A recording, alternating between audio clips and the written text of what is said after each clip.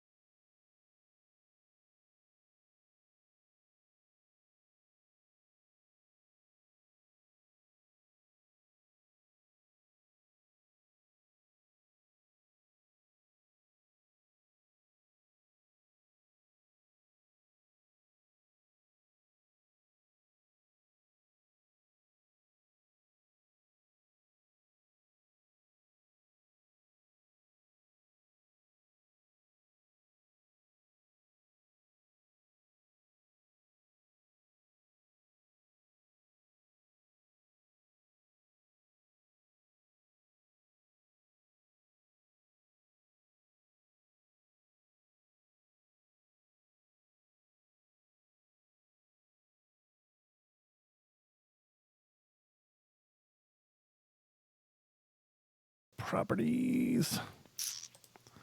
All right. Can you hear me now?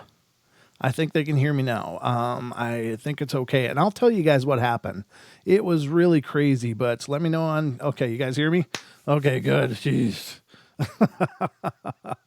I had huge computer problems today. I had to tear apart the whole studio system. I had to tear it all down to parts, and I don't know what happened. But overnight I had nothing but problems, and I was like, I was literally at the point where I had torn down the computer. I had done everything because I leave it on a standby mode. Came back this morning, it would not come on, and I'm like, oh my God, what is going on?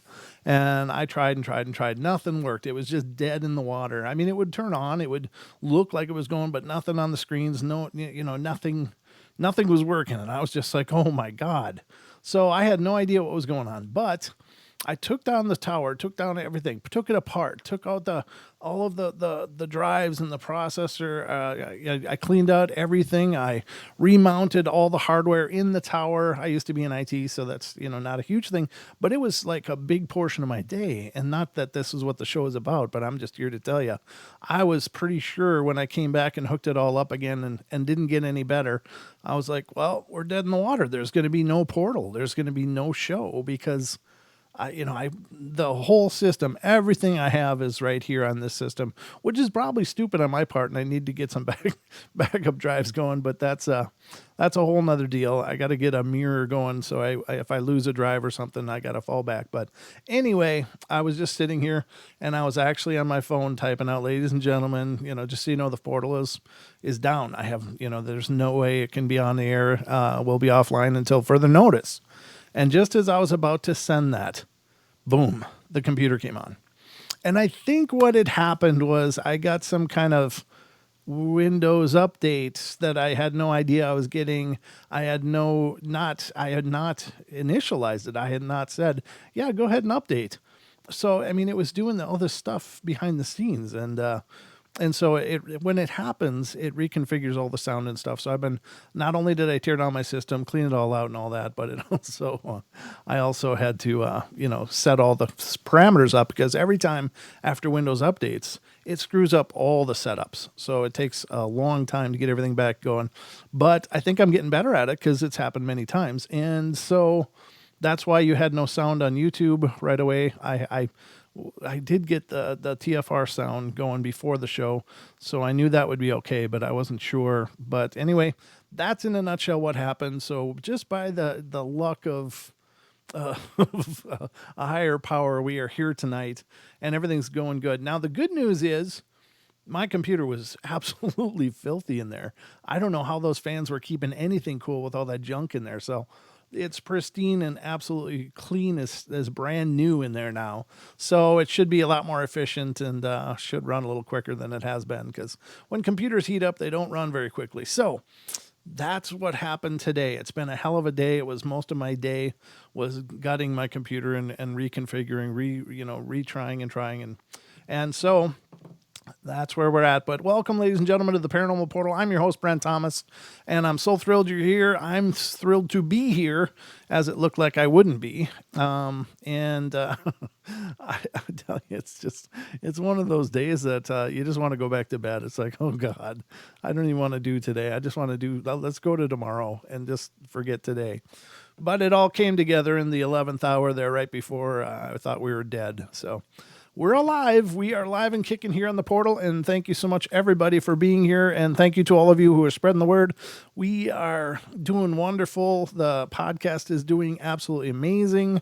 The numbers are going up significantly. And so I know the word is spreading, and that more and more people are finding the portal podcast, which you can find on iHeart, iTunes, Pandora, Spotify, etc., or pretty much any, Google Play, any other podcasting platform, with the exception of only a couple that I've ever heard of.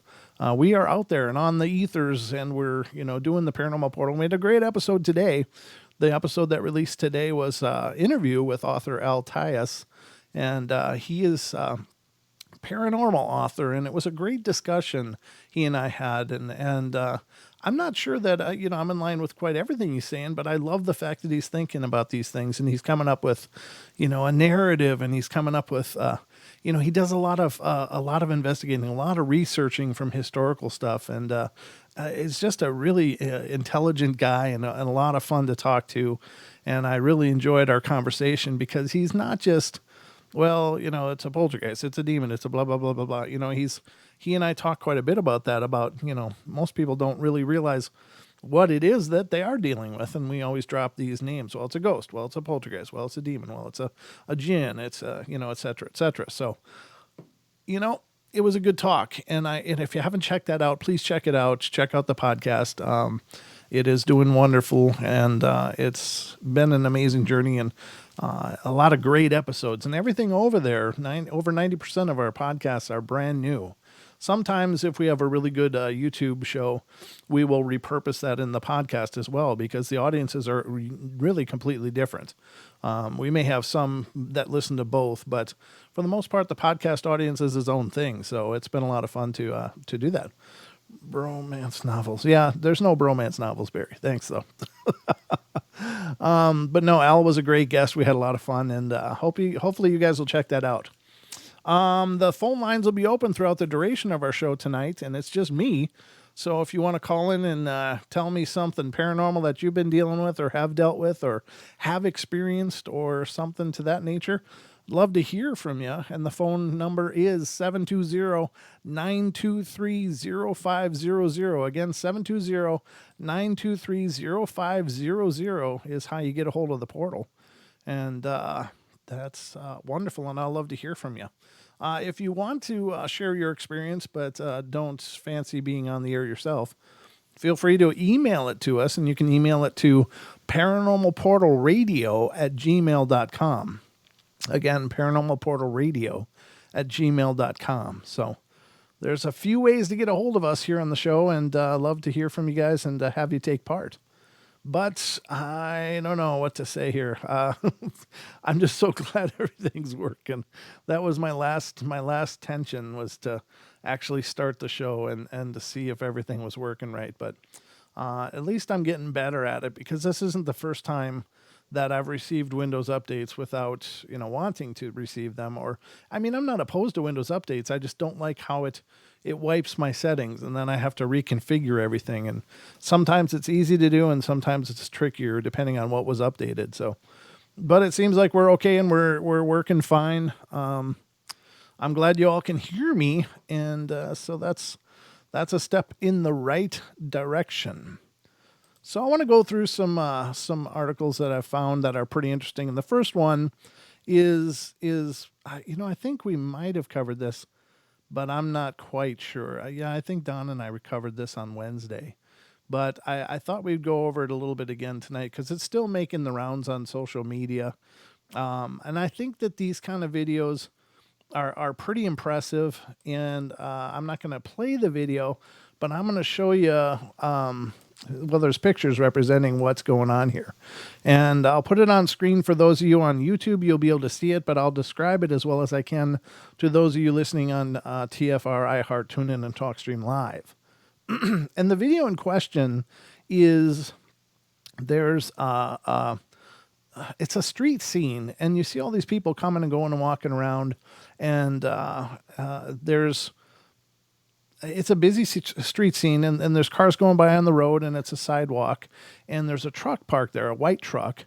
And then as you're watching, suddenly this man appears, and he's kind of obscured a bit by this looks like a parking sign of some kind that's on the side of the road, and he just kind of manifests there. And then he continues to walk his way into the sidewalk and then out of frame.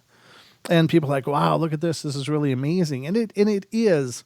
On its face, it's incredibly amazing. And you have to ask yourself, do you believe that that's possible? Because, we talk about this stuff a lot, and people have witnessed all kinds of crazy things like, deceased relatives that are standing right in front of them, real as any other person they've ever seen. So solid manifestations of spiritual entities is not unusual. And then there are stories of people teleporting. Those are really, really rare, but they do come up from time to time. And there's, of course, a legendary basis that this comes from as well. Stories from Asia, that go way back into antiquity. They talk of monks accomplishing amazing feats like levitation and bilocating and all kinds of incredible things that they are or were at least capable of performing. And so this video on its face looks like perhaps a person really did manifest there, and whether it's an actual physical person or a spiritual representation of a person, we don't know. But now here's the clincher, and it's you got to throw this at everything that you find on the internet, is the fact that we are in the digital age. And as such, it is completely possible and usually stupidly easy to fake this kind of stuff. And in this case, the man manifests out of nowhere. Now, people continue to be walking by on the sidewalk and stuff, but there's a technique in digital editing for whether it's through a video or just a photo, but it's called masking. And the idea comes from basically painting. When you're going to paint an area, like, okay, you're going to paint your wall. Well, you put masking tape up to keep it from getting all over the trim. And so you're protecting that part of the area. And so the idea is that you can take a section of the frame and you can create a mask out of it. You can create an image that you can mask over the video and then make it release at a certain point so that all of a sudden the whole video in its whole complete form suddenly takes off. Now, what I think might have happened in this video is that they masked out a portion of the street when there was no cars on it. And there are no cars coming by at the time the guy, just before and after the guy appears. So I think they might have grabbed a screen capture of the street scene and created just a cutout. And it can be a rudimentary cutout. It doesn't have to be pristine or precise, but they have to make sure to layer it on top of the footage of the guy walking all the way across the street up until a certain point, and then they remove the mask, and all of a sudden, boom, the guy appeared. He just appears and walks through the frame. And it's not a really complicated process. I mean, anybody with a little bit of time, you can watch, any number of tutorials on YouTube that'll teach you how to do that. And so whenever videos like this come, you certainly have to default to it's most probably fake. Now, I always leave a little bit of possibility open, because what if? And now here's the thing: because it's possible to fake, does that mean that everything you see is fake? Well, no, it doesn't. And that's where it gets really freaking hard to be any kind of a paranormal enthusiast or investigator to figure out which is which. Which are the faked ones? Which are the real ones? And how do you know the difference? And unless you've seen it yourself, and maybe even if you have seen it yourself, it still may look identical to what could be faked. And so that's the problem. And that's the hard part. So you'll rarely find any paranormal authority, and I don't want to say expert, but I want to say authority, like people with shows or people that have done research or written books or are investigators themselves. You'll rarely find anybody go, that's definitely real. I know that that's real, because we can't. There's just nobody that can authoritatively sign off on that and go, yes, it's real, unless they've interviewed the people responsible for capturing that video. They've reviewed the actual root footage, the unedited, untampered with footage, and have been able to do test shots and try to recreate the scene, et cetera, with the actual equipment that was used. So given those possibilities that a person could get in touch with the people, have access to the equipment, have access to the root file, short of that, nobody's going to say that's absolutely real. In fact, most people are probably going to say, well, it's fake. But the reason why is because it's not hard to fake this stuff. In fact, you can find lots of tutorials online about how to fake, all kinds of scenes where things are flying around your room, for instance.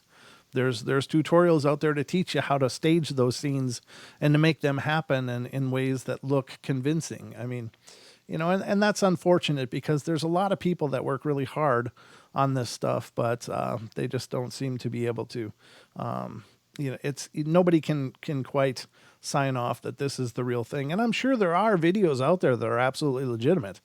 It's really hard to make that judgment call from the outside looking in. And like Don and I used to do these videos when we first started on YouTube, and they were called, what were they called? Evidence reviews.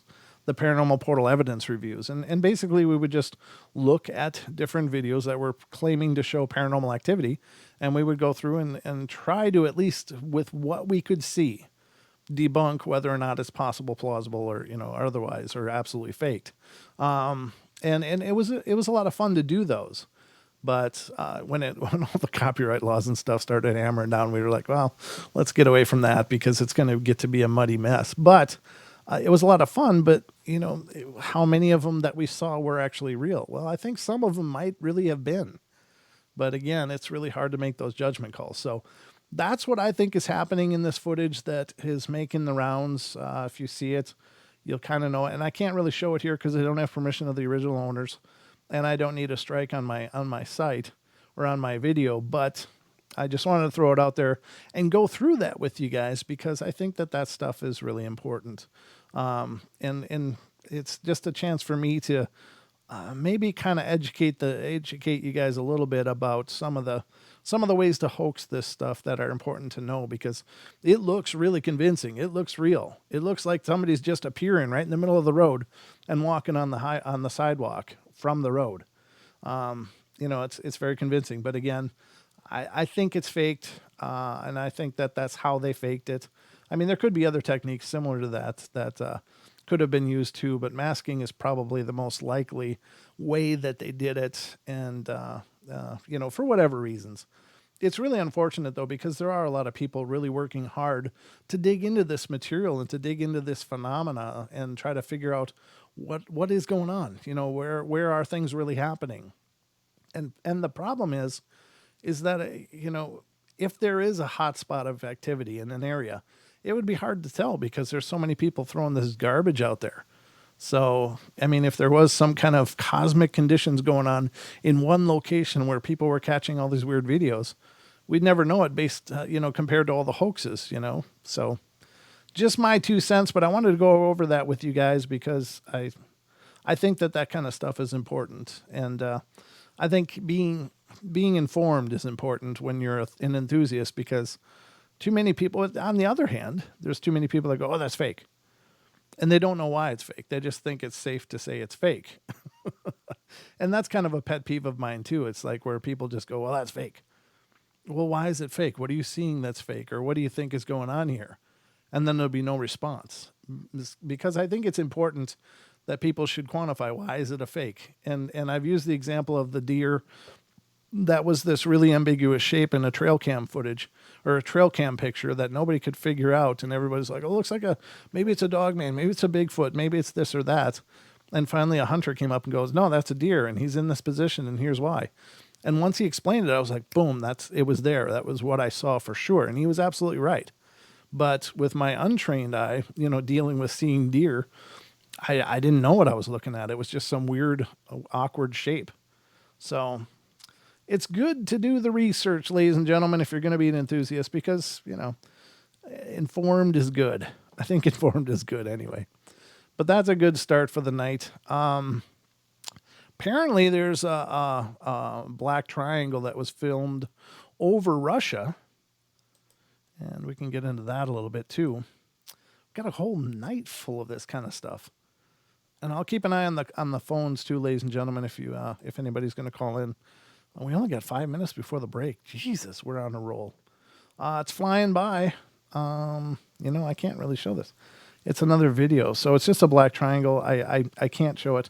I pulled up the site, but it doesn't really have any narrative to it. So I'm going to have to pull up some more stuff over the break here, because I thought this site had some information we could go over. But black triangles, when those are seen, those to me probably seem like advanced military craft. And a lot of people believe those are the TR-3Bs, what are believed to be reversed engineered from crashed saucers or crashed UFOs, and that's our attempts to create these kind of craft ourselves. Is that true? Hell, I don't know. I have no idea. I don't know what we're capable of. I don't know what's possible, but I know I've looked at a lot of those exposés and things from like Ancient Aliens and all the way back to Ancient Aliens, but I'm talking more like Stephen Greer's work, and talking about the advanced research projects that are happening and have been happening for quite a long time. And if it is possible, that's pretty cool. I'm not sure why they would fly those things out where people would see them, though. I'm a little confused by that, but I think that those triangle craft are probably ours. They're probably our own stuff that we're checking out, but probably holographic soul etched into the area. Well, that's interesting. I don't know if I'm getting that. I'm getting that kind of out of context. So Bam says in the chat, he says, "I seen at Gettysburg on the battlefield an actual battle as a hologram, and it turned real and then vanished. I asked the person next to me, 'Did you see that?' And he said, 'See what?' I dropped it immediately." He said, "I was 13, no drugs were involved." That's incredible. And yeah, that makes sense, Bam. I mean, of course, I really believe, and it's not my own belief, or it's not my own theory, but I think that the land remembers that I don't know if those are actual souls, but it's like an imprint. It's like a something that was recorded by the land, or some psychic imprint. And the fact that only you saw that, I think, is really profound, and that might speak to your sensitivity. I don't know if you're an empathic person by nature or not, but the fact that you did perceive that and the person standing right next to you did not, I think that's incredible. I think that's really incredible.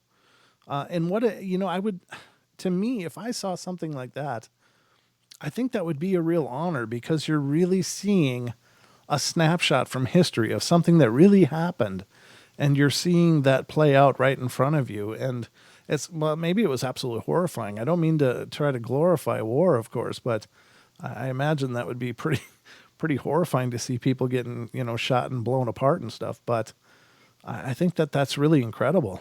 Wow. I appreciate that, Bam. Thank you so much for sharing that. And there's lots of times that that's happened to many people. And of course, Gettysburg, other battlefield places from the Civil War, it's real common.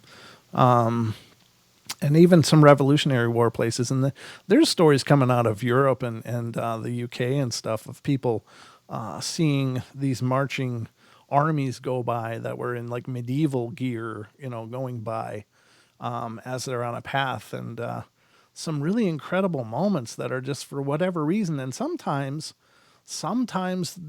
it's like a portal. It's like a window through time, because there have been those people experiencing that where the actual people they're seeing from this other time look over and see the people, like they acknowledge them and they kind of look at them weird. There was somebody that was at Versailles and swears there's two older ladies. They were at Versailles doing a tour, and they swear they saw Marie Antoinette and her court in the courtyard behind. They turned a corner and it was like suddenly they were in a different period of time, and all these people were in clothes and stuff, and they stood there and looked, and apparently the people were, at least it seemed like they might have been kind of aware they were there. I'm kind of paraphrasing this now, but to actually have that window through time and to see that, and then they quick went back the other way, and apparently it was gone. Just an incredible honor, I would think, to be able to perceive that. But I guess it would probably also be pretty scary. But ladies and gentlemen, we're going to go to our first break, and we will be right back with a lot more of the Paranormal Portal right after this. Don't go away.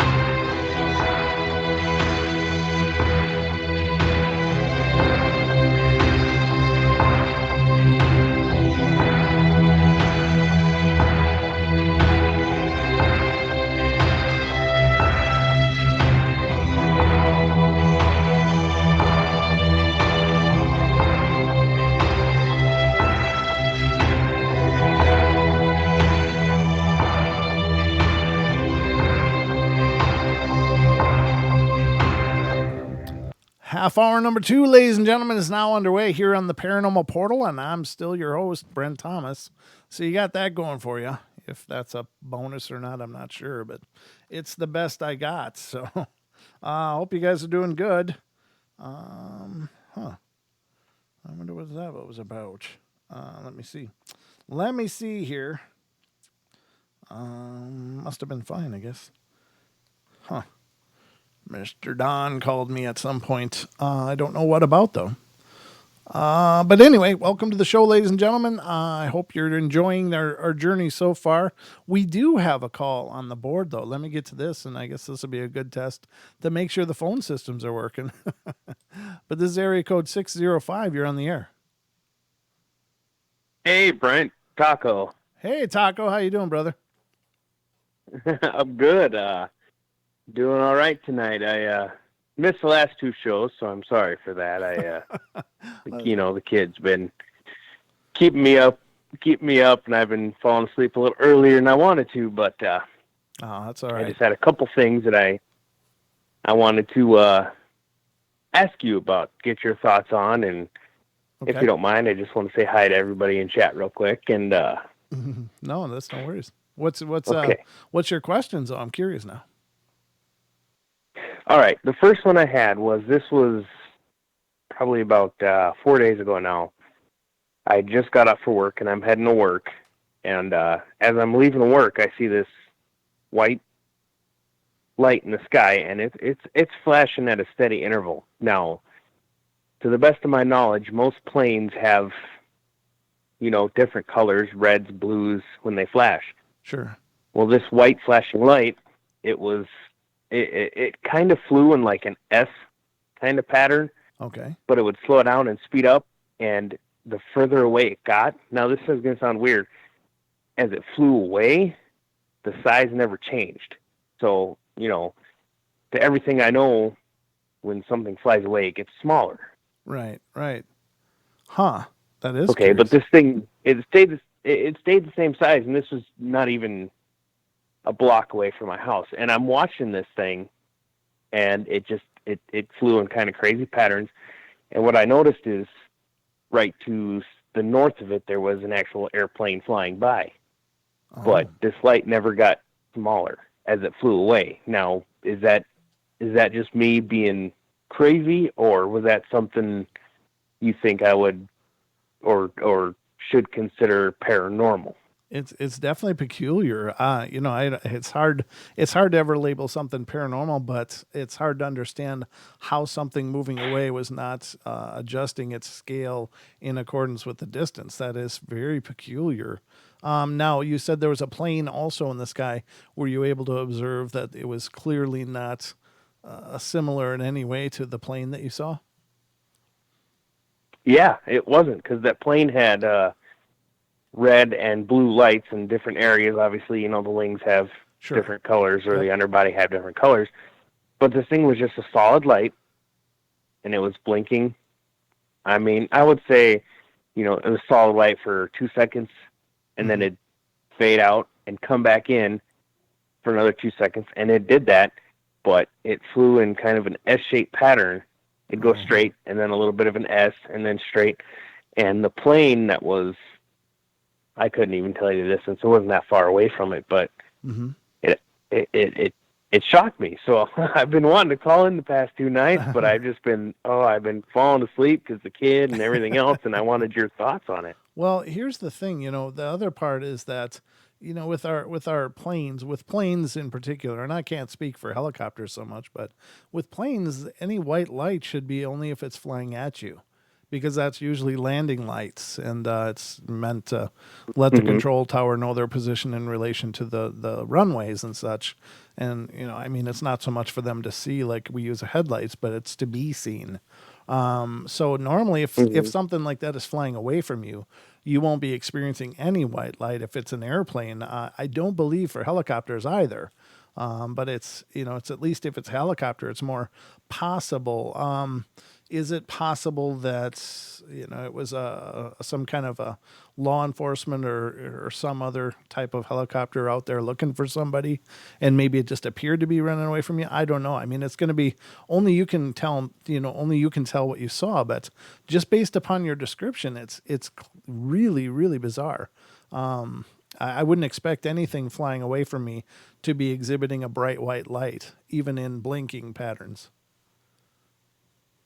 Yeah, and see, I'm not saying that I saw a UFO or anything like that. It was just weird to me how the light never got smaller, but it was Right. flying away. That much I do know because I watched the lights of this plane, and I actually held up traffic watching this thing. And I was all about it. All I could think of was, man, I don't know what's going on, and it was crazy because the thing is when I got to the end of the street where I turned down the main road to go to work, I lost it. I had it in sight the whole time, and I got a clear open view of the sky because we don't have anything taller than 20 feet here, 30 feet here, maybe. Right. And nice clear morning, and I lost it. I pulled into the gas station where I get my coffee, and I even looked back at the sky. I saw the plane, but that white light was gone. Yeah. So I was confused. And rightfully so. I mean, I think obviously it's not enough to say that it's a UFO or anything, but it's certainly peculiar in that it doesn't sound like our normal aircraft, just from what you're explaining to me. But it's hard for anybody to make a judgment call, even for you when you were there. But it sounds really peculiar. Yeah. What do you call them? You were just talking about them, the black triangles. TR3Bs. They call them TR3Bs. TR3Bs. Do you think that there's a possibility it might have been something like that with only one light on, or do you think that maybe it was just me being imaginative? Well, I certainly could be. I can't. Anything is possible as far as that's concerned. I don't know for sure that those are man-made or not, but there is at least some controversy surrounding that fact that the triangle craft could very well be ours. Now, I don't mean the big ones like the Phoenix Lights incident, which happened, because that triangle was supposedly like a mile or so wide, and I don't think we build anything that could fly that would be that vast and huge. But the smaller triangle craft are alleged by some to be man-made, reverse-engineered craft that were, sourced from flying objects that they found. I'm sorry, go ahead. Well, I was just going to say, is it possible? Sure. I mean, it makes sense to me. And after listening to some of the disclosure stuff that Stephen Greer had brought up in his press club speech and his crew, there was plenty of source witnesses to say that, yeah, we have that advanced technology. And if they're all lying, then I guess that's also possible. But I find that hard to believe. So I think there's got to be something to it, probably, but I can't speak to it with any authority at all. Yeah, from what I've heard, or from what I've basically known, is government technology is 10 years ahead of what we have, and when that technology is outdated, we get it, and to us, it's new. Yeah. Well, I've heard 30 or 40 years. Maybe that... I've heard really. I've heard that even back in the 90s when I was teaching on computer literacy. I was doing a lot of research, and they said that the government's technology was decades ahead of ours on the consumer level. So like, and when you think about our technology 30 years ago that we had versus what we have now, I mean, that's like a quantum leap. Yeah. So. Yeah, because back then you had computers that were the size of your work desk now. Yeah. That were 200 megabytes, and now you got these ultra thin, super small cards that are almost a terabyte of information. Right. Yeah. When you think of your smartphone is more powerful than some of the old supercomputers. So. Yeah. Okay. Yeah, I'm glad you gave me your thoughts on that. Now I have one other thought that I need to ask you about here. Okay. And anyone in the chat room who's listening can put in their information. I'm obviously going to hop back on after this. I don't know if I'll see their chat or not, but Sure. where I live, where most people live, they can look up in the sky in the morning and they see the stars and they memorize what stars are what, and they can start defining things. Mm-hmm. So that was actually this morning when I was leaving for work. I looked up in the sky and I'm trying to think the exact shape. If you take a star, like a teacher puts a star on your paper for an A plus or whatever, Right. there's 5 corners. Mm-hmm. Correct? Okay, I think that's what if you were connect all them corners, that would be a trapezoid. I guess so. I don't know. My geometry is pretty Or, pretty horrible. yeah, mine too. But anyways, okay. So you take that star and imagine the 5 corners just Isn't lit up with stars in the sky. Okay. uh-huh. Now I've never seen anything like that since I've been here, and I've been here for 20 plus years. Well, no, scratch that. I've been here for, God, what have I been in here for? Our 26 years. 26 years, and I've never seen this shape in the sky. And they were in a perfect pattern. All 5 of these stars, they were all blinking. Now, I looked at them, and I'd never seen that pattern before in the sky. Okay.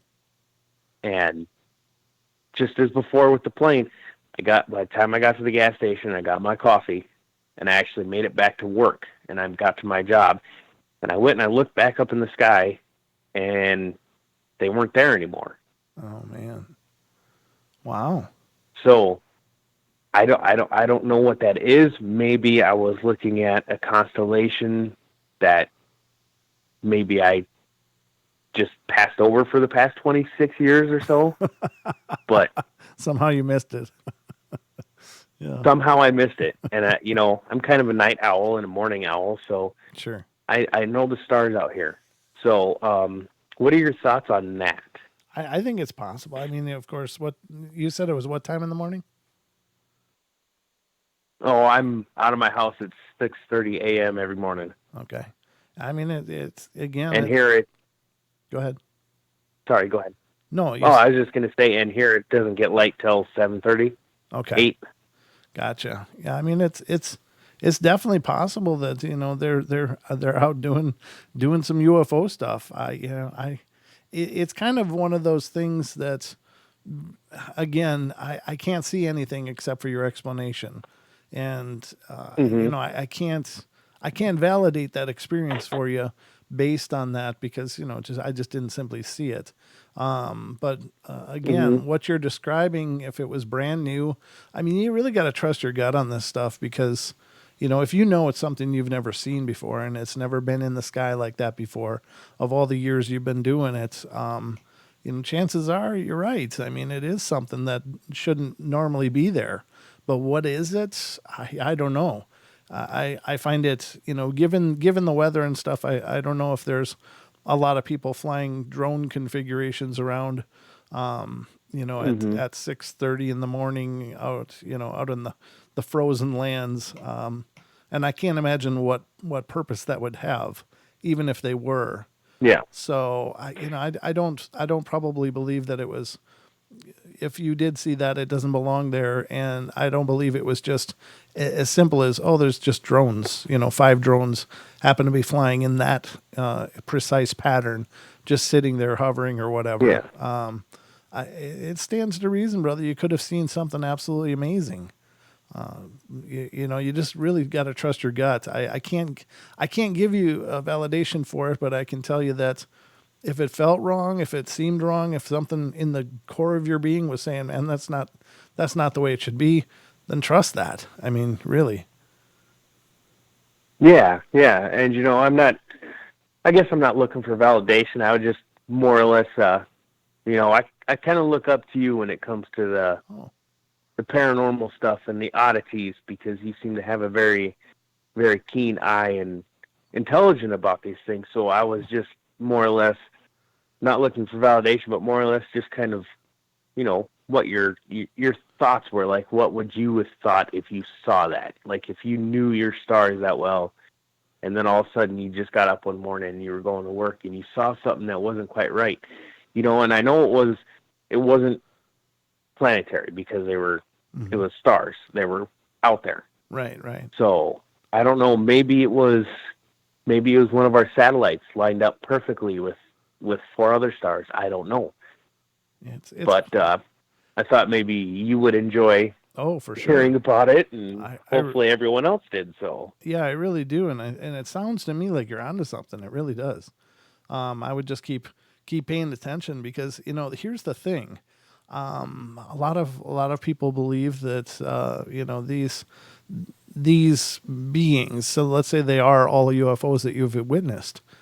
You're seeing them for a reason. What is that reason? Hell, I don't know. I mean, maybe they just are throwing you a bone. Maybe they're revealing themselves to you. I don't know. I could only pretend to guess, but it's really cool that you being a paranormal enthusiast, that you're finally seeing some really bizarre, strange stuff. So it's kind of one of those things. When you're looking long enough, you're going to find something, and if you're looking hard enough. So it sounds like you're just finally seeing some things that reaffirm your belief that there's more to it, and I think that that's really powerful. Well, that's good. That's good. Yeah. I really do enjoy all this stuff, and I'm glad that there's friends out there that want to hear about it and are open to it. Absolutely. And if anything weird ever happens that's paranormal or say cryptid, you obviously know I'm going to be calling a brother up. You need to fire up that phone, brother. I'll be waiting to answer it for sure. Yeah, keep us posted because chances are you're just breaking the seal on this. Maybe you're going to see something incredibly profound pretty soon. Maybe it's just breaking the seal. I hope so, and I hope that I can actually get you some pictures at some point, because I know that my phone right now, I do everything on my phone. I watch the show on the phone. I do everything on the phone. My phone wouldn't have been able to pick it up. It wouldn't have had the pixelation for it. Right. That impressed me the most, because I would have loved to have been able to just email you and say, hey, look at this, and then call you in and say, hey, that email I sent you, look at them pictures, and then I could actually talk to you a little bit more about it, so you actually have a visual of what I saw. Yeah. And Nightshade, he means 5 points. He saw 5 points. He didn't see 5 sides. He saw 5 points of light. That's in the TFR chat. Yes. Nightshade was asking. Yes, 5 points. Like if you were to take a handwritten star that a kid got on their paper, and you just erase the star, but you put lights, stars, basically, like you would see at night sky, on each point, and they were perfectly spaced. I mean, they made a perfect shape, and it was just odd to me, and I knew they were not on the planet because of the way they were. Oh, sure. I mean, if they would have been drones or anything, I would have been like, cool show, but it wouldn't have been worthy of calling in to you and saying, hey, there'd be no reason for me to go, hey, man, I saw 5 drones. No. This was crazy, and Nightshade, I love telling you the story. So Nightshade says, and take it or leave it, but Nightshade says you had a visitation, otherwise you would not have made note about them. So that could be very, very powerful. I like that. I like that a lot. I would not mind a visitation at all, as long as they are benign. Yeah, exactly. Yeah. I got my daughter to worry about. I don't need to be dealing with that stuff, but I would love to see a craft, or let them say, hey, I'm here. This is this. Yeah, exactly. It'd be great. It'd be great time to call in too. Yeah, I'd love to get those calls. I mean, I hope everybody's not, being traumatized and stuff, but if it happens, I'd love to hear about it, because, we're all looking. I mean, we're all on this journey, right? So this is our forum to discuss it. Yeah. Yeah, brother, this is the only place I'd ever let it out. So. All right. Well, but it is absolutely wonderful to hear from you. Keep watching though. Keep watching the skies. I'd be curious if you don't. I kind of expect you'll see some more. Because I hope so. after I saw the saucer, and that was just I really believe it was just being at the right place at the right time, or the wrong place at the wrong time, whatever, however you want to look at it. But for me, it was an incredible event. But after that, I saw many things, anomalous lights that were just like, wait a minute, what? Like this light came right down, shooting down from like space at a 90-degree angle and disappeared behind a hill, which was just behind my house. And I was like, oh my God, and it was just came. I mean, it wasn't any angle on it at all except straight vertical. It was just this vertical drop, full speed down, and just disappeared behind the horizon of the hill. And, and then another time I was out with the night vision binoculars. This is before I figured out how to rig up some rudimentary recording. I swear I saw the underbelly of a saucer go overhead, just going right by. And, again, I couldn't record it. So all it is a personal experience at that point. All of them are, except for the lights. Now, the first break that I just showed, there's some night vision footage that is on that break of a light going into the trees. And that is actually my footage behind my house here with my night vision binoculars recording an anomalous light that's in the sky. And it's going away, and it's a bright light. And it's much closer than the stars. So, but it's flying away, and yet I could still see this bright light. So it doesn't, to me, and it was soundless. There was no sound to it at all. So it was pretty incredible. Mm-hmm. But that was all after I had my first sighting.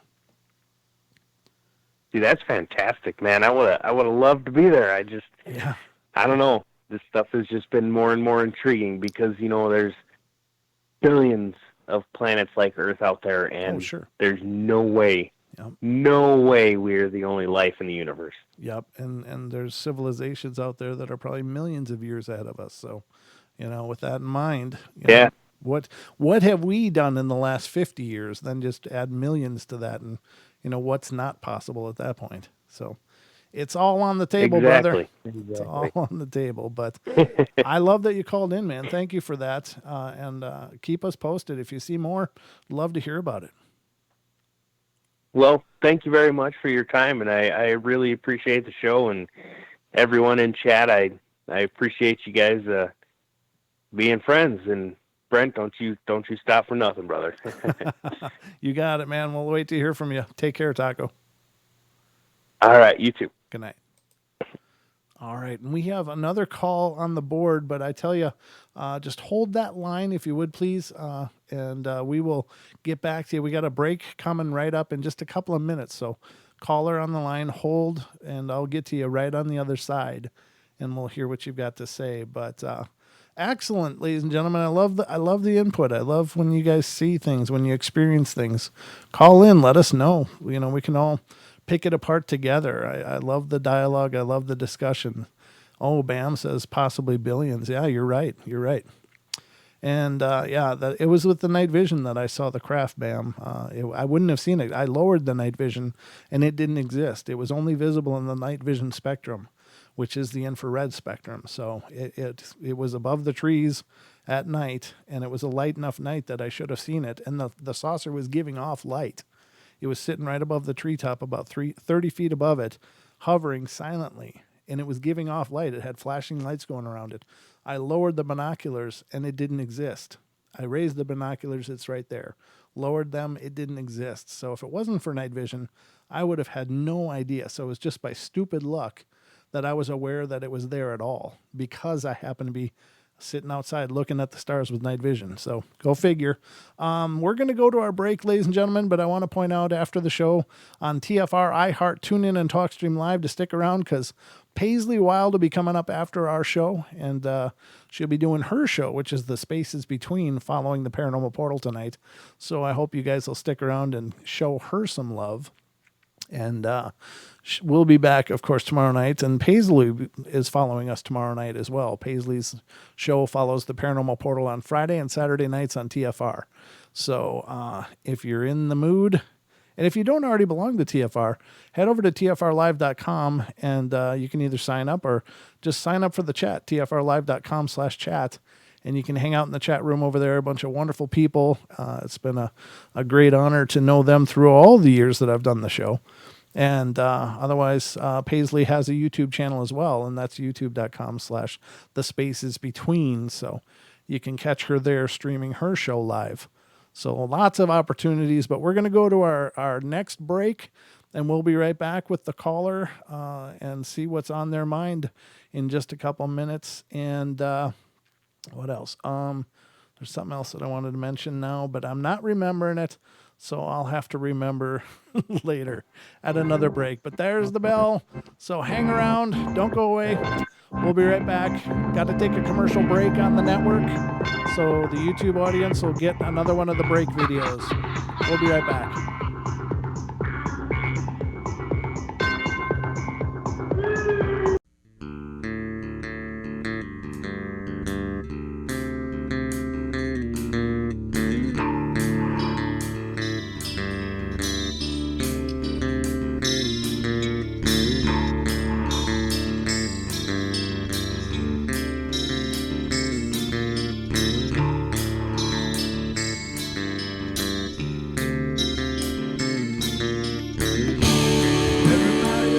Play their games.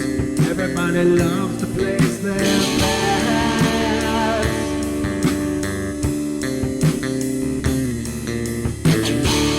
They don't understand the price I paid. They don't care to comprehend.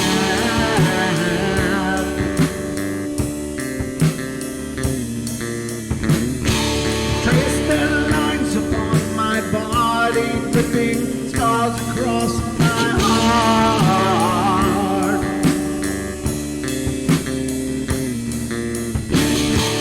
Raging anger pours inside me as their lies keep falling apart.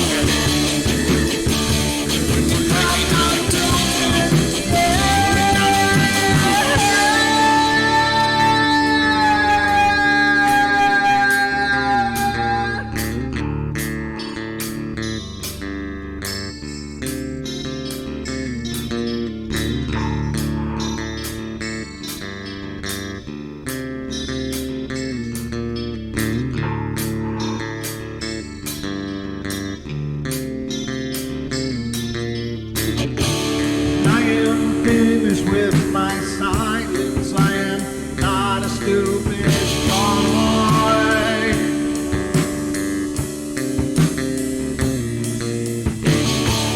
No more breaking me with kindness, just you dance upon my joy.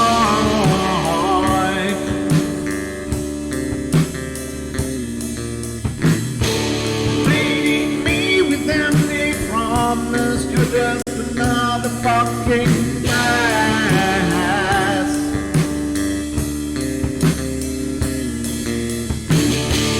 Taking off the slice of my sanity, just make sure that you're well fed.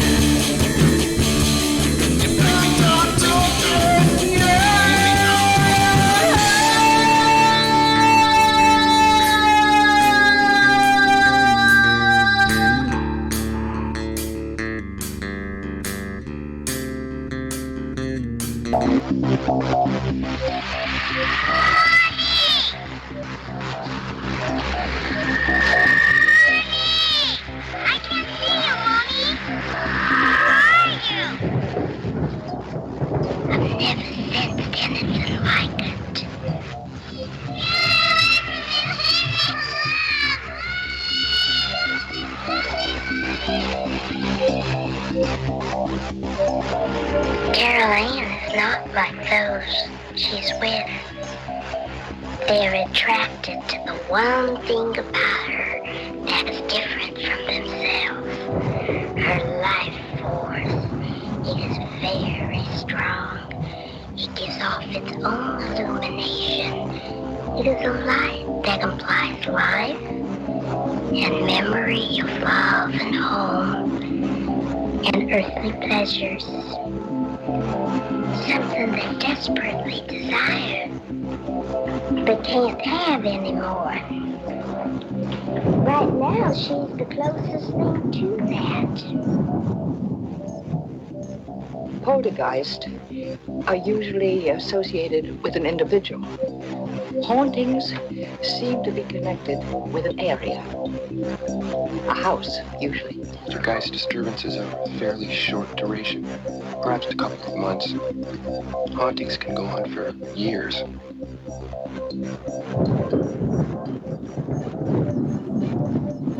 Welcome back, everybody. Hour number 2 is underway, and a special thank you to Brian Gaska. Thank you, brother. I appreciate the love. That was outstanding. It means the world. It helps out a bunch. Just gave us a donation, a super chat in the YouTube crowd. So thank you, brother. You're the best. Love you bunches. Let's get to our call here, waiting on the line. And thank you for holding. This is area code 757. You're on the air. Hey, Brian, this is Kyle Martinez. I haven't talked to you in quite a bit, but I guess I'm always listening to your podcasts and your YouTube show, so it's nice to hear from you. Oh, wonderful. Thank you so much for your support. It's great to hear from you.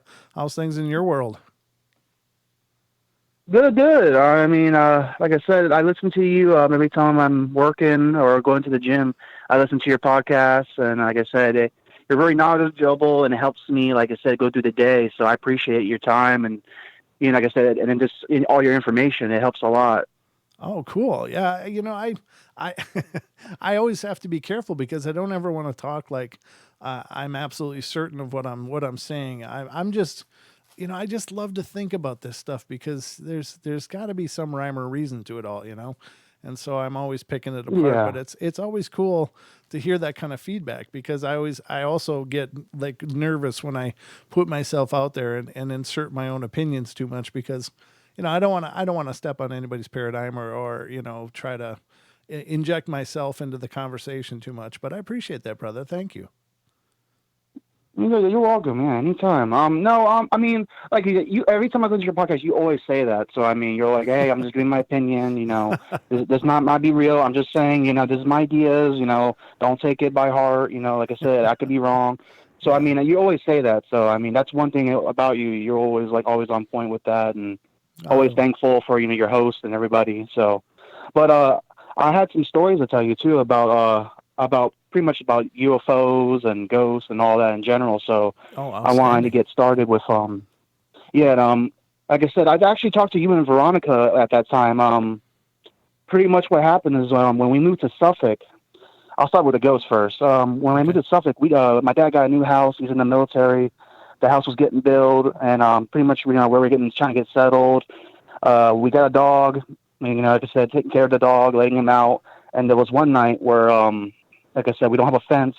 We let him out in the front. All of a sudden, like you said in your show before, it got dead quiet. Oh. Like no noise, no sound, no bugs. It got completely quiet. And then something like a switch turned in my head saying, oh no, something's bad's going to happen. As soon as I thought that, something on the right of my corner of my eye walks forward in front of me slowly. It's a shadow figure. Oh, jeez. Oh, man. And it's walking. As it's walking, it's like tall and skinny, like really tall and skinny. You don't see no baggy clothes, no jeans, no watch, no nothing, no hair. You just see like a shadow, pretty much. Wow. And my dog froze, I froze, and all my dog is doing is barking. He's not even moving. I mean, he's barking with his mouth, but that's all he's doing. I was so scared that my mouth dropped, and my eyes just kept following it while it was walking, and it looked at me. Oh, and then it walked away. And as soon as it walked away, I was able to move like it never happened. Wow. So you actually felt like it froze you, or do you think it was just the power of the moment that froze you? It was the power of the moment, and that's Okay. the same I wanted to tell you about the UFO I saw. It's like, for some reason, it's like you said, like animals and insects know when it's going to happen. Mm-hmm. For some reason, it's like, all right, the curtain's dropping down, it's time for them. And when that's happening, it's like a whole new world, pretty much. It's Yes. And like I say, it gets dead quiet. Your heart starts racing, and then your mind starts, wondering, like, wait, like, what's going on? Something doesn't feel right. Right. Wow. And then, yeah, and then, like I said, and it was still in Virginia Beach. Like I said, the same thing like going on. I don't know what was my luck, or is this they're just drawn to me, because I'm usually happy, I'm energy. Everyone likes to hang out with me. I'm the go-to. Hey, let's go hang out with Kyle. He's always funny. He likes to laugh. Right. He's random. Uh-huh. For some reason, I'm always drawing stuff like this. Like I went to go outside to throw the trash out. The moonlight was bright. Like it was really nice outside. It was calm weather. Mm-hmm. All of a sudden, I look at the moon, and I see a silver metallic underneath the moonlight. Ooh. Looking, like I said, yeah, I'm looking at it, and it's very detailed. Like I said, it looks just like a UFO. It's shiny, it's silver. And as soon as I thought that, when I said it was a UFO, I went to run inside and get my phone, and guess what happened? It's gone. Yep, it's gone. Now, I'm like, you gotta be kidding me. Was it a saucer shape, or what shape was it? It looked like a saucer, but you know how people say it, like the cigar shape? Yes. Yeah. It kind of had like that round, like kind of like curves to it on the sides. Okay. I mean, it was detailed enough where I can see it, like from a good eyesight. Like the moonlight, it was right under, like where the moon's in like a circle of the moon. Uh-huh. It's right in the middle of it. Oh man. It's really, like I said, it's detailed. Yeah, it's bright enough. And I looked at it for like a good maybe 10, 15 seconds before I ran inside. But I mean, at the same thing too, it was dead quiet. Wow, that is so powerful. Yeah. How high up do you think it was? Yeah, and then at least about 20 feet.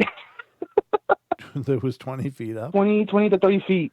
Just above you, huh? Yeah, like I said, it was really, like I said, it was really, really like I could see it, like really good, like a good shape of it and everything. And like I said, after that, like I said, that whole UFO experience too, like I said, I started having dreams about them. And like I said, and what I thought was weird about it too is that my left arm, I have 3 surgeries on my left arm, and I'm left-handed too. Oh, geez. And when my dream happened, I remember one of them touching my middle finger. That's where I have my my cyst on my finger. It was touching my finger, like it was rubbing it up and down. And that's all I remember from the dream. But for some reason, it had to be that finger where I was having surgery on. Oh, wow. That's intense. Yeah, so like I didn't feel any danger from it, but still, seeing something that's tall and looking at you. Yeah, was it the typical gray? It was pretty intense. Was it the typical gray, or what did it look like? Its skin was kind of like, it was light green, like a booger color. Okay. Like that, like its whole body was like that. You could see like a little bit yellow, green, like a light green. It was really detailed. Wow. What kind of was it? It was tall. Okay. Hair? No hair? No hair. It was like what they say what aliens look like. Like instead of a little green man, it's a tall green man. Okay, gotcha. Okay. Yeah, like I said, it's kind of like hard to describe. I'm trying to think of like a lime green color, like a lighter color. Wow. And then like I said, I work for an energy company. I have to go read meters for like houses and abandoned buildings. And I went to one abandoned mansion.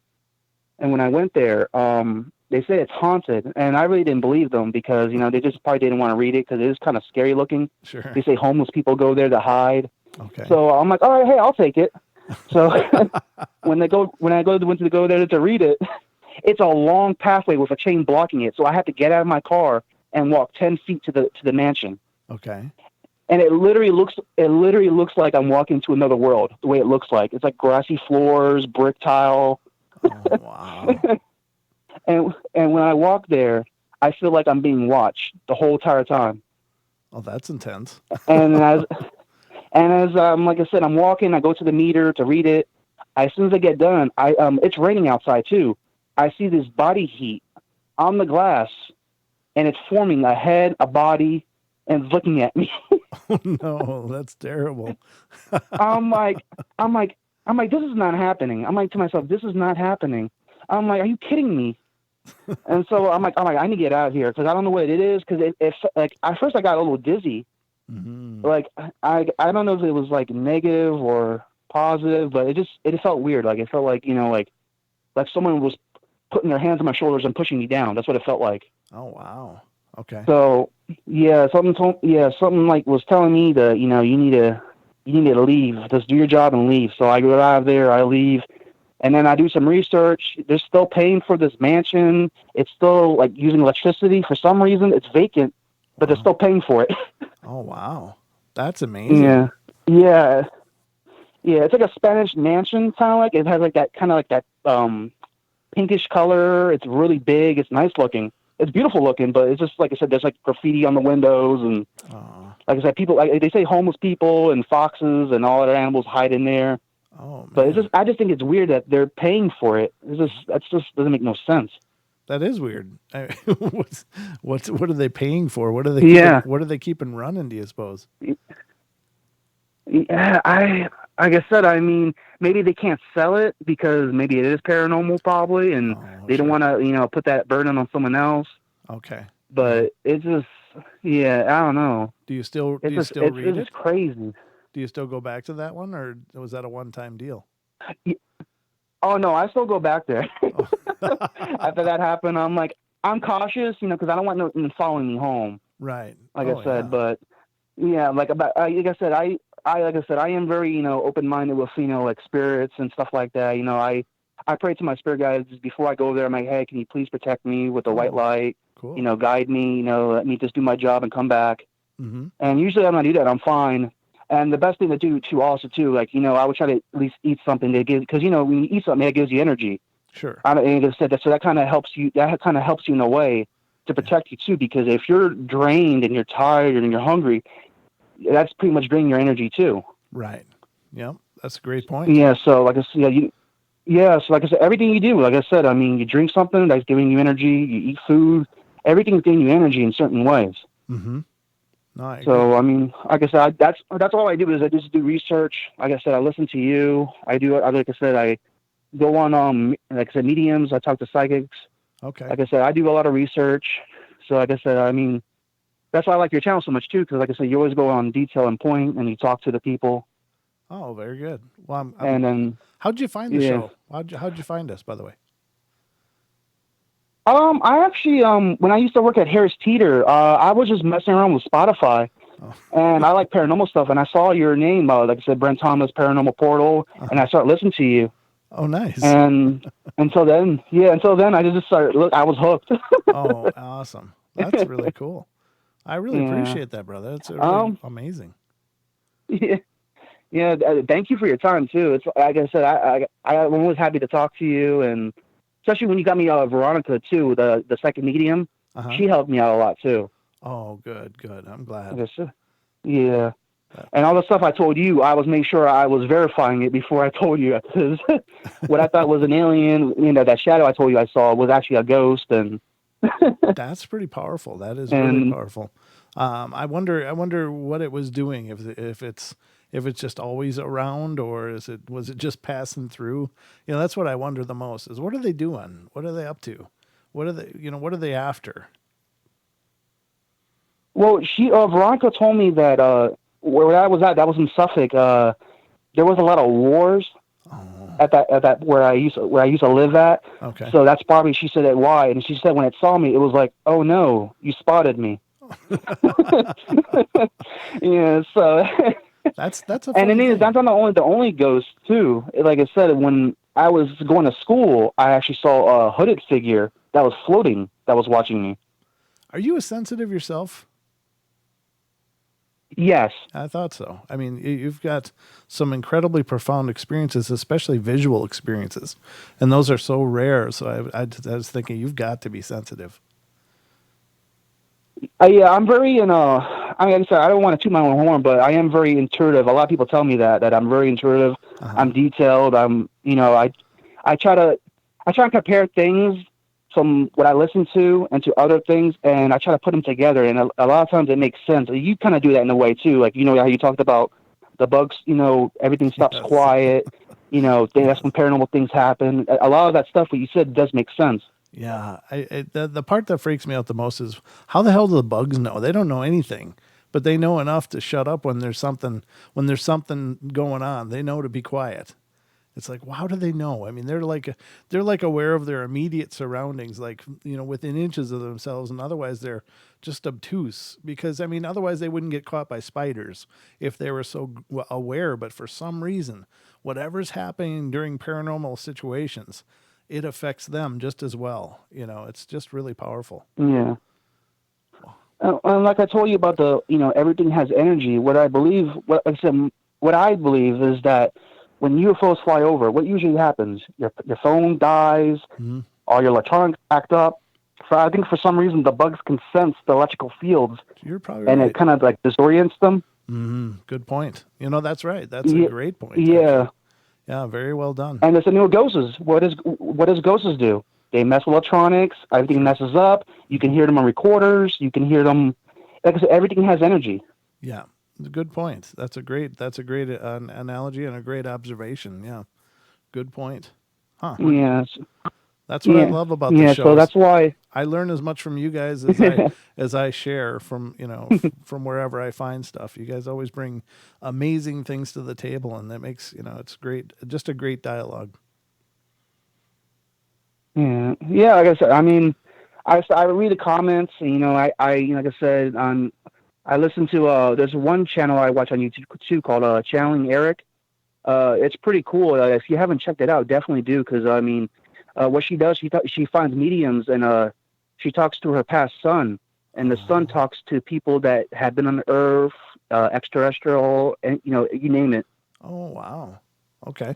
It was called Channeling Yeah, Eric. and yes, Channeling Eric. Okay. I've not heard of that one. Okay. Yeah, I definitely check it out, because a lot of the stuff that you pointed out and I pointed out, the psychics actually named everything. Oh wow. That's great. Yeah, yeah. Very cool. And what she does is that she doesn't talk to one psychic. She talks to a bunch of them. She has notes. She does her research too. She's actually an educator too. I don't know what she does in general, but she is an educator. Oh, that's wonderful. I'll have to check that out for sure. Yeah, I wish so- I had more hours in the day, because there's so many things. I always get recommendations from listeners like, oh, you should check out this and that. And I'd love to. I really would. It's just I don't have enough time in the day, but I'll do my best to check that out. I appreciate that.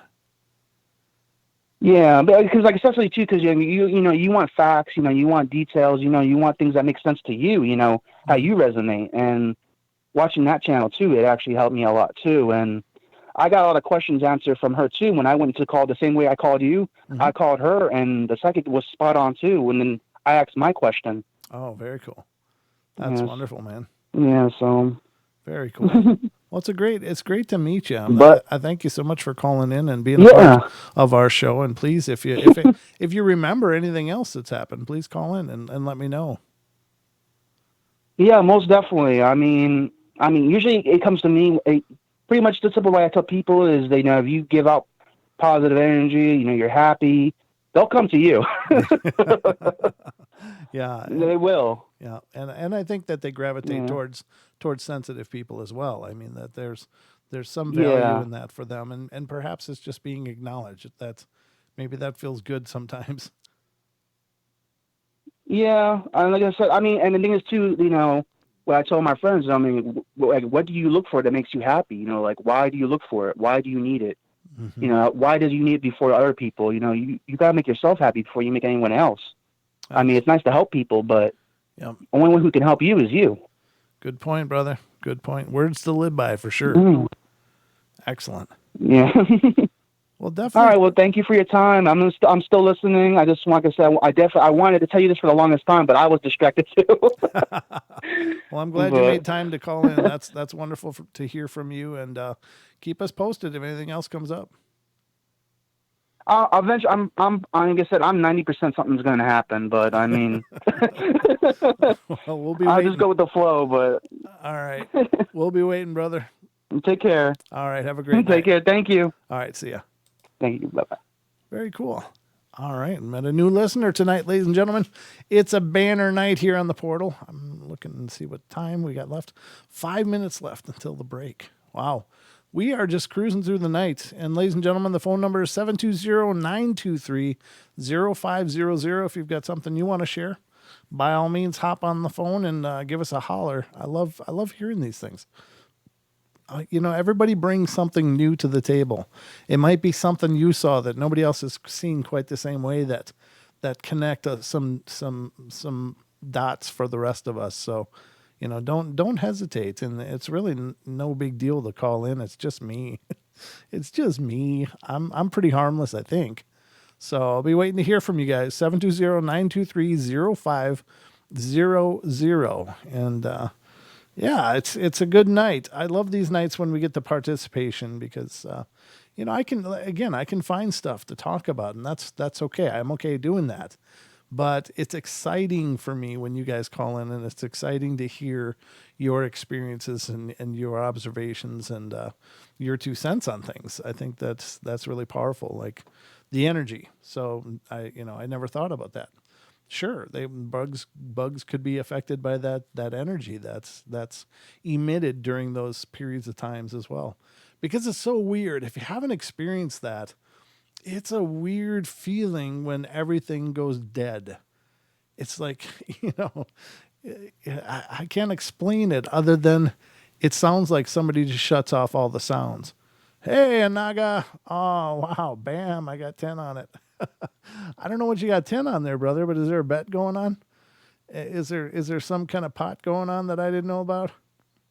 Well, you put 10 on it. Thank you, brother. That means the world. It says, Justin said, I sent an email, but I don't know if the video came through. Let me check it. I guess I'll check this over break to see if we got an email with a video. Just refreshing it now. Looks like it did. I don't see the video though. Yeah, I didn't get a video, unfortunately. I don't see a video, but I see the email. Okay. I would love to see the video. If it's too big, we may have to figure out a different way to get it, but I'll hold on this until I see a video, because the entire message is relying on a video. So yeah, it didn't come through though. So the video did not come through. Yeah, there's no attachment at all. So I apologize. I know there's size limits on these emails. They can only be up to a certain size, and it's possibly the Gmail that we use for the show. I think they only allow up to 25 megs on the attachments. So if the video is bigger than that, I don't know how we would get it, unless you can send it through some other way. Let me know. I'll be happy to look at it and show it on the show for sure. That's the cool stuff. But anyway, we're about to go to our last break of the night already. Good God. How did that happen? I really don't know. It is a time-space anomaly, ladies and gentlemen. The Paranormal Portal is an anomaly of time and space. So I don't know how it happens, but the nights just blink by. But every show is just an adventure. But I really like meeting you guys when you call in. That's really cool. It's so flattering. It's so flattering to hear some of those things. Like, oh, I like how you this and that. Wow, really? I'm just some idiot with a microphone and a slot on YouTube and TFR. But I don't know. It's very humbling. So I'm absolutely honored when you guys do reach out, and I'm thrilled that so many of you guys are finding the show. It's always been a great honor to do the show and to have these talks and dialogue with you guys. So, man, 2 donations tonight. You guys are amazing. Thank you. Thank you, Naga. And give the missus our love. And the little one and all that, or whatever's going on over there. It's great to see you guys again. You guys weren't around for a while. So, Brent, did you find the orb pics I posted to MeWe? I haven't seen them. I just checked them when I posted the show title. Duke, where did you put them? Let me know where you put them, and I'll dig them up over break. So, but we are going to go to our last break of the night, and we'll show those. I'll look over at MeWe after we hit the break. I'll pull up MeWe and look, Duke, so we can see. But as far as I know, you're the only one that sent them in. Did you hear any more EVP through the headphones? You know, tonight I heard one word come back at me. So as it's happening more and more, I think it might just be a glitch somehow. I don't know how. I don't know what's going on, but it was during Taco. I think it was during your call. I heard my voice come back at me with something, or a voice come back with me with the same word. So I don't understand it, but there's some weirdness on the portal as usual. So we'll be right back, ladies and gentlemen. Don't go away for more of the Paranormal Portal in just a couple minutes.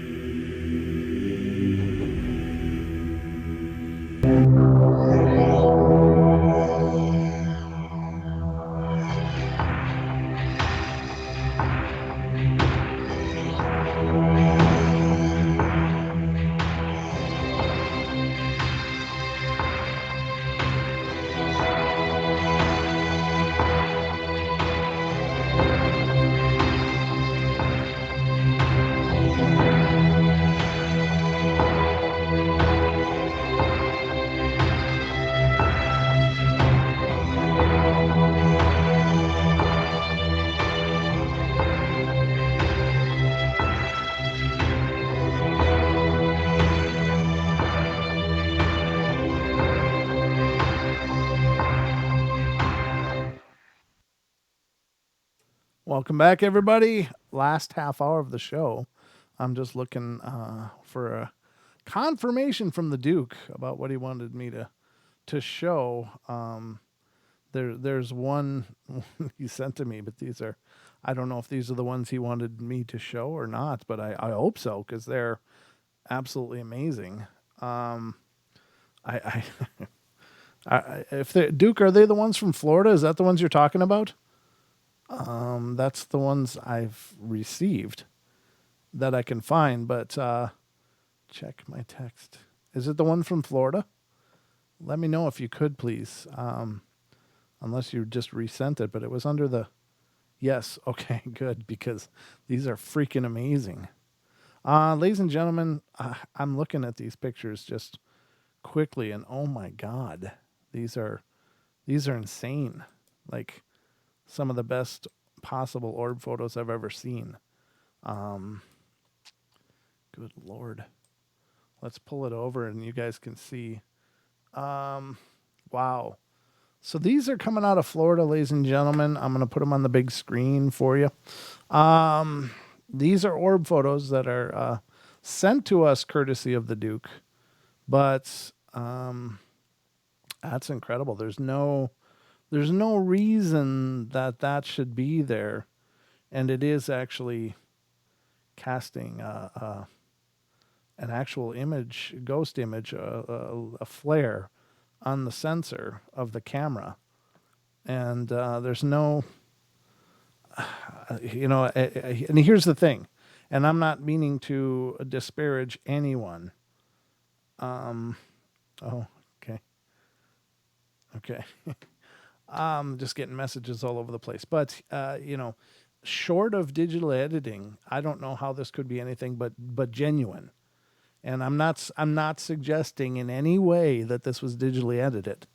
That's not what I'm saying. What I'm saying is that I can't see any natural explanation or mechanical explanation by way of the actual camera or the lights that would create an orb so profound, so significant in a frame. Now, can they be faked? Sure, they can be faked. But if these are indeed legit, and I trust the Duke, I mean, the Duke's been around for a while. I don't believe he would send us anything but something that he absolutely believes in. So this is incredible. Now let's go to the next one. And look at that. What in the hell? That's amazing. And I'm not there. I don't know the people that took this. I don't know anything other than the fact that, again, we received this from the Duke, but and so I can't say yes, these are for sure real, because I'm not there. I'm not using their camera. Like I said before, the only way to actually officially authenticate that is real is to go on scene with the same equipment, try to duplicate the shots and see if you can figure out what's going on. But I will tell you that looking at what I can see here, if there's been no digital editing done, then these are incredible shots. They are incredible. Wow. That's amazing. That's number 2. Let's go to the next one. Jesus. I'm really pretty profoundly amazed by these. That is incredible. Again, these are from Florida, and allegedly captured right out in the open. You can see it's broad daylight. The sun is not in the frame. Now, I don't know if this is a crop. If it's a crop, that may explain a lens flare. But if this is the frame as it's captured, the whole frame, there's no reason that flare should be there at all. And there's no reason in the other ones. Like there's no hot light coming anywhere in the frame or outside of the frame. There's nothing in this frame that would suggest that, or this. Both of these on the surface are incredible captures. So that's 2. This is 3. And just look at that patterning. What in the hell would do that? That is really wild. And again, I'm not speaking as an expert or anything. I'm just speaking as someone that's, viewing these photos for the very first time with you right here. That is really, really incredible. Wow. And the colors are just amazing, but I've never seen a lens flare represented like this ever. Like this one is very different, but is it totally unlike any other lens flare I've seen? Well, I can think of a few times I've seen really profound lens flares. Again, I can't account for it being in this picture because it shouldn't be, it shouldn't be there based on what I can see. And this one, I have seen digital representations that can mimic red lens flares. I do it in some of our promotional posters through Photoshop. There's a filter kit built in that you can just add lens flares. But this one, I've never seen anything like that represented any out of the box software. That is just so incredibly layered and profound. But again, I don't. It looks like the sun is probably over here somewhere in this area as it's coming into the frame. But if this is not a crop, because if it's a crop, if there's a hot sun right here in the frame, if it's cropped, then that could represent how a lens flare would be in the frame.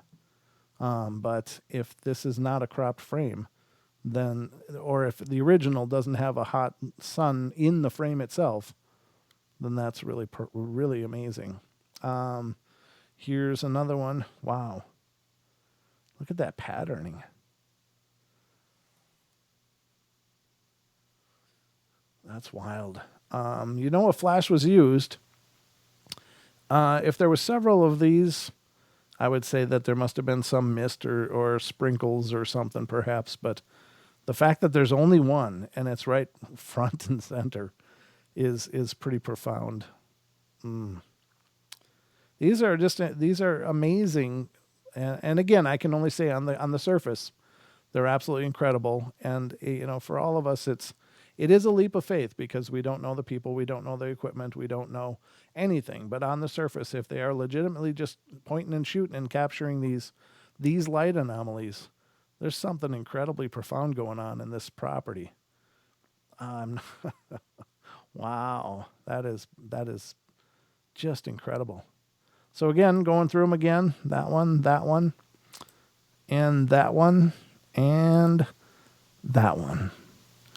Yeah, just amazing, Duke. Thank you so much for sharing them with us. I'm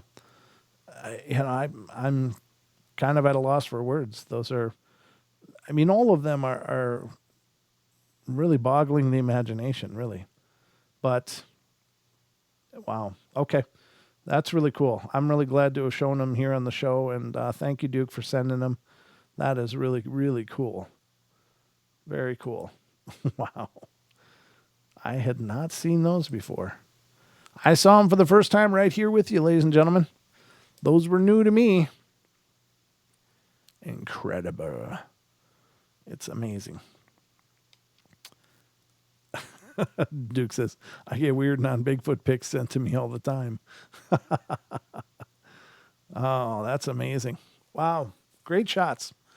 I always love showing those kind of things on the show because I think, I think there are legitimate orb pictures. I know that I come out critical about them, but I think there's a lot of pictures out there that are represented as orb photos that are not orb photos. I think that they are just artifacts of lights or reflections or, something of that nature.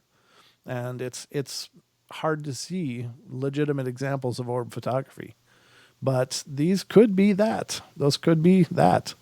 Again, I don't know a lot of the background on how they were captured or what was captured, or if those are just crops from a bigger frame of things I can't see, that may represent why there's an orb. But from what I can see, they are incredibly impressive. So thanks again, brother. I appreciate that a ton. That's really cool. Very, very cool. All right, let me close this. Okay. Getting back on track here, ladies and gentlemen, and thank you to all of you who are tuning in, wherever you are, and to all of you who are chatting in either tfrlive.com/chat or over in our YouTube channel, youtube.com/paranormal portal. And to all of you that are not chatting on YouTube and just sitting there watching, that's awesome as well. Thank you so much for being here. It's an honor to be entertaining you. I hope you find yourself thoroughly entertained as you're sitting here. But I got a couple of stories from Reddit that I want to bring to the table now. And these have to do with cryptids. And the first one is pretty wild. It's called Skinwalker Hit and Run. And this is, again, from reddit.com on the humanoid encounters thread. And it says, Mike's friend Alex was out varmint hunting in the White Mountains of northeastern Arizona with his friends in 1990 when they quite literally ran into something inexplicable. Alex had always been somewhat quiet and soft-spoken, not one to make up stories, and was 4 years older than Mike. In school, he moved around in separate social circles, and would only rarely talk to Mike when he was passing through his neighborhood. This all establishes Alex's lack of propensity for lying, and thusly Mike believed what might otherwise have been a fantastical story. This is that story. The White Mountains are one of the last mostly untouched regions in the wilds of Arizona, and so perhaps it's no wonder that they are seemingly one of the final bastions of the supernatural. Alex and his friends always used to go out varmint hunting in the region every summer. But once they'd graduated from high school, their time to do this was swiftly evaporated under the pressure of their new jobs and college work. However, after two-year separation, they all decided to go back together in 1990 for old times' sake. They knew about all the old urban legends surrounding the mountains, but they'd never encountered anything beyond a few drunken campers. The dark atmosphere that surrounded the stunning peaks only served to draw the boys into deeper areas of the secluded mountains. It was mid-autumn on this particular occasion. They had elected to use newly purchased spotlight instead of flashlights, and which would allow them to continue hunting for game deep into the night. And they would do this by driving up and down the dirt roads while shining the dazzling spotlight into the woods to catch the glimpses and glimmers of animalistic eyeshine through the trees. It was normal to see a few wolves and many more coyotes hunting small animals to stock up for the coming winter. This night in particular, they spotted the yellow eyeshine of roaming deer through the ponderosa pine forest, as well as some raccoons and skunks patrolling the secluded woodlands roads. There was also quite a few coyotes lurking in the various hunting spots, and seeing as coyotes are legally considered varmints, which can be killed at any time of the year without a permit, the boys decided to shoot a few of them to pass the time, which seemed rather sadistic when you say it like that. They used a hunting technique called leading, in which a beam of light is pointed just in front of the animal so that it follows it and thusly accidentally positions itself within shooting distance. Using this method, they were able to lure 3 coyotes towards them, but eventually 2 of the 3 gave up and slunk back into the forest. One, however, seemed far more tenacious. They continued to bring it closer and closer to the road before the driver of the vehicle elected to test the interest of the coyote by slowly building up speed. Eventually, they got up to a speed of 35 miles an hour, and the coyote was still keeping pace with them, in pursuit of the patch of light. The boys were amused by this, but they could eventually see the coyote starting to tire as they neared the end of the road. That particular road ended at an abandoned mine camp, so they decided to shoot the animal before it had a chance to lose them in the camp. The gun shot sounded and the animal collapsed by the side of the road. Backing the 4x4 up close to the carcass, the shooter jumped out to go and inspect his macabre handiwork.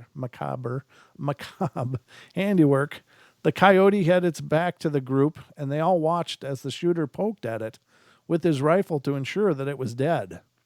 When the answer to this was affirmative, he curled his toe under the animal's body and flipped it over to face him. His face immediately paled when he gasped with terror. Wordlessly, he ran back to the truck and climbed into the back. The group had all seen what it was as well, and it was something they would never forget. The body of a little Native American boy. 8 or 9 years of age, lay prone by the roadside. He had the skin of a coyote affixed to his back, tied to his wrists and ankles, and the group were horrified to see the child get back up and dart into the forest as if it had never been shot at all. Blind panic set in after that, and the group drove back home for the full 3.5-hour journey without ever stopping. As they were driving, they could hear the haunting yips of excited coyotes. And 2 of the group now refused to go camping at all, and none of them would ever go back to the White Mountains, whether or not it was a nightmare. They all knew they had disturbed something otherworldly and likely felt that they had seen something they really shouldn't have. Wow, that's crazy. That is really crazy. So the old skinwalkers, ladies and gentlemen, and the stories come up here and there. They're not completely rare, but they don't come up very often. You hear a lot more about the Bigfoot than you do the skinwalkers, but again, it's a Reddit post, and it's a post of a post. This person did not actually author the story. They just reposted it from another website, apparently, is what I'm seeing here. But if it's valid, that's pretty amazing. You have to wonder, what are these skinwalkers? What are they really? Are they really people, or do they just look kind of like people, or do they look a lot like people, but there's something else? I don't know. Do people, is it possible that people could transform, that they could shape change into something else? Or is this some kind of mimicry of something else? And I don't know. I'm really confused by this because, of course, the First Nations believe that, the skinwalkers are these magical practitioners. But it's kind of funny, in First Nations legends, the term magic and such can be a lot of things. It doesn't mean necessarily that it's the magic like we understand. And I don't mean prestidigitation, like pick a card, any card. I'm not talking like that. I'm talking about, real magic. Are these a supernatural being that somehow developed alongside of us from our ancient past?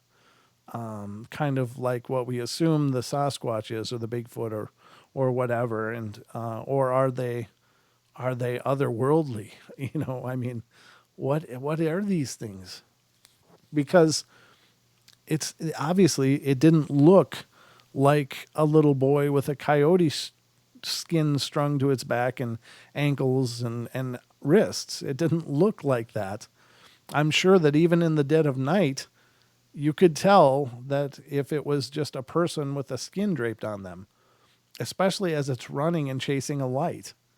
And the other stories that we've heard of the skinwalkers, they are people. They look like people, but they have these skins on them, but they also look just like an animal, like unmistakably a coyote or a dog or something. I mean, there was one story we covered where the skinwalker looked like just kind of a mutt, and they did end up finding the skin carcass of a dog near there. So there's something that these skinwalkers can do by taking the pelt from an animal. They take so much more, and they can utilize that. They can utilize that in shape shifting and shape changing and behavioral changing, and they can approximate all of the features of whatever they're skinned. And is it just animals then?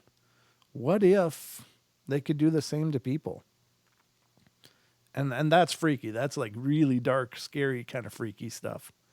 That a skinwalker could walk in and you'd think it was your family member. He's acting weird, but it looks just like him. So I wonder what's going on. I think about that kind of stuff. That it is creepy, isn't it? Oh, that's not what Taco said. He said creamy. Sorry. Apparently the chat's on a different page. But it's the kind of things that I wonder about. Oh, Moog says, yeah, but it's not a perfect match, Brent. And that's interesting. Okay, so there is a historical precedent for that, Moog. It just came to me now, so I don't know. I've never heard a story that talked about a skinwalker skinning a person and wearing their skin. But we always are. Yeah, that's true, Naga. You're right. You guys are always on a different page, and that's okay. I mean, I'm just glad you guys are having a good time. That's what the show is all about. But can the skinwalker approximate a human? Or could they do it close enough that they could blend and they could be lingering among us? And what are they? So again, it's back to what are they? And I don't know. And perhaps we'll never know. Are they even a physical being at all? Are they just a possessing spirit? Or, or are they something in between? Are they multidimensional? I don't know. There's just far too many possibilities and no answers, unfortunately. Just a lot of hypothesis. But it is really curious, and the skinwalkers in particular, I find it compelling but disturbing, like a lot disturbing. But it still interests me to a great deal because I want to understand. I want to understand if there is some part of us that's still that is within the human genome where that could happen, or how does it happen? I don't know. My mind gets stuck between the fantastical ideas of science and of the supernatural, and where does that meet? How does that marry together and create this reality that we're living in? Now, again, I don't think that the paranormal is where things go sideways. It's not where it goes wrong. I think the paranormal is demonstrating the fluid and dynamic nature of the reality we live in its more true sense. We believe it's a box. We believe that reality is a box, and it's rigid and it's concrete and it's unyielding and unforgiving but I don't think that that's its true nature, and I think that that's one of the things that the paranormal reminds me is that there's so much more. There's so much more to this all, and we don't really understand it yet. And then you think about things like quantum mechanics and the idea of everything being energy. And so what does it mean to transform energy? Is it possible to mentally transform energy? And by transforming that energy, you'd be transforming matter. And what is possible? What is not possible? Is there anything that's impossible? And on and on and on and on and on. So, it really is, as Tias's book is called Project Rabbit Hole. And I really have to sit down and read that whole thing because I'm pretty sure that he's talked about all of these things in his book. And again, he covered so much research. He researched the hell out of it.